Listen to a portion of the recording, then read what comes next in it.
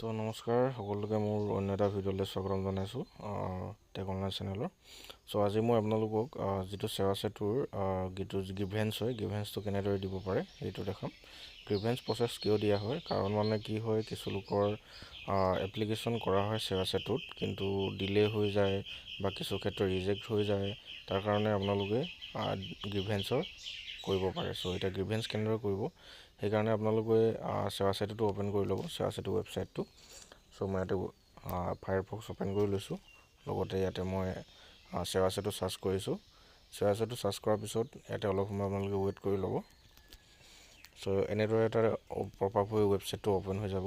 ইয়াতে ওপৰতে ট্ৰেকৰ অপশ্যন আছে।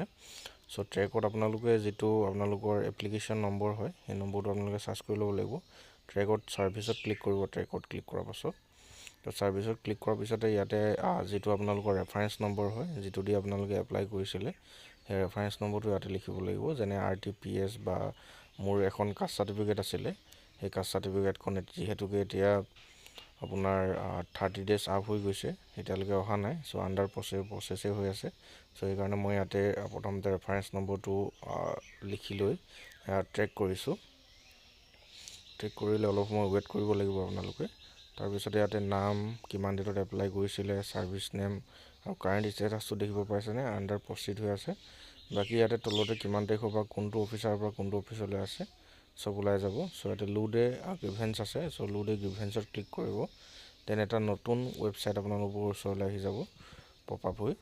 চ' ইয়াতে আপোনালোকে এইবাৰ ডিটেইলছটো ফিল কৰিব লাগিব। ইয়াতে প্ৰথমতে আপোনালোকৰ নাম ফিল কৰিব দিছে, ৰেজিষ্টাৰ এ গ্ৰিভেন্স লিখা আছে ওপৰত।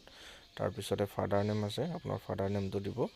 তাৰপিছতে মোবাইল নম্বৰ যিহেতুকে আপোনালোকৰ এপ্লাই কৰোঁতে যিটো মোবাইল নম্বৰ দিয়া হৈছিলে, সেই নম্বৰটোকে দিব পৰাপক্ষত। চ' ইয়াতে ফাদাৰ নেমটো ফিল কৰাৰ পাছতে মোবাইল নম্বৰটো দিব। মোবাইল নম্বৰটো ফিল কৰাৰ পাছত ভেৰিফাই এটা অপশ্যন আছে। চ' ভেৰিফাইড ক্লিক কৰিব। ভেৰিফাই ক্লিক কৰাৰ লগালগ আপোনাৰ সেই ভেৰিফাইড যিটো মোবাইল নম্বৰ দিছে, সেইটো নম্বৰত এটা OTP যাব। সেই OTPটো আপোনালোকে ফিল কৰি ল'ব।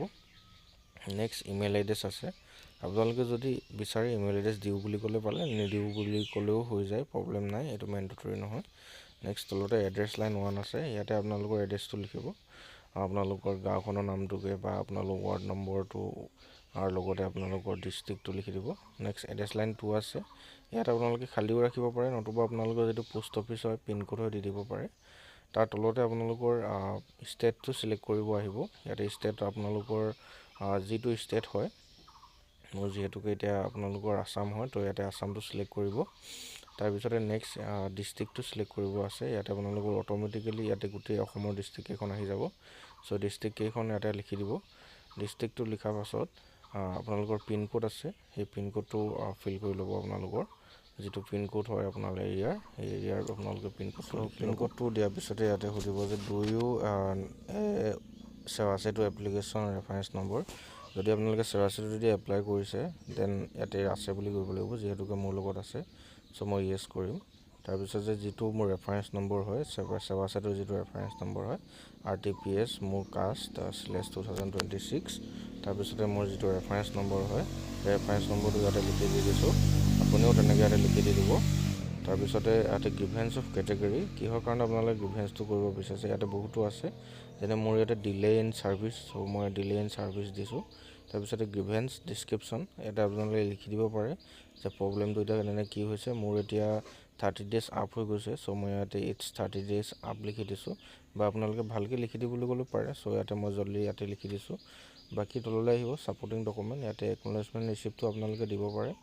বাকী ইয়াত নিদিলেও হৈ যায়, প্ৰব্লেম নাই। চ' তলতে এটা টিক কৰা অপশ্যন আছে, যিটো ডিক্লেৰেশ্যন, তাত টিক কৰিব আৰু নেক্সট ছাবমিট কৰিব।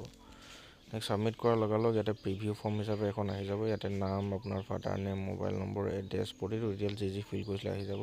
চ' যদি বিচাৰে এডিট কৰিব পাৰে, নতুবা চবটো যদি ঠিক আছে নেক্সট কৰি দিব। নেক্সট কৰাৰ লগে লগে ইয়াতে গ্ৰিভেন্স একনলেজমেণ্ট নম্বৰ লিখাকৈ এটা আহি যাব। ইয়াতে আপোনালোকৰ একনলেজমেণ্ট নম্বৰ, লগতে মোবাইল নম্বৰ, কিমান তাৰিখে এপ্লাই কৰিছে, আপোনাৰ নামটো আৰু গ্ৰিভেন্স দিয়াৰ ৰিজনটো ইয়াত নোলায়গৈ, কিন্তু ইয়াতে আপোনালোকে চাব পাৰে এই ৰিচিপ্টটোৰ পৰা যে আপোনাৰ কিমান আগবাঢ়িছে গ্ৰিভেন্সটো। চ' ইয়াতে তললৈ আহিব পাৰে আপোনালোকে, ইয়াতে প্ৰিণ্টৰ অপশ্যন আছে। চ' ইয়াতে প্ৰিণ্ট কৰি ৰাখি দিব পাৰে এইখন ফিউচাৰ ৰেফাৰেঞ্চৰ কাৰণে।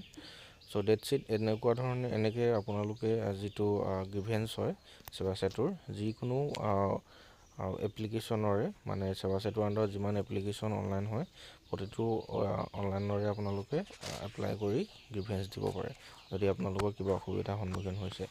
চ' যদি কিবা প্ৰব্লেম হয় দেন মোৰ কমেণ্ট বক্স খোলা আছে, তাতে আপোনালোকে কমেণ্ট কৰি মোক সুধিব পাৰে।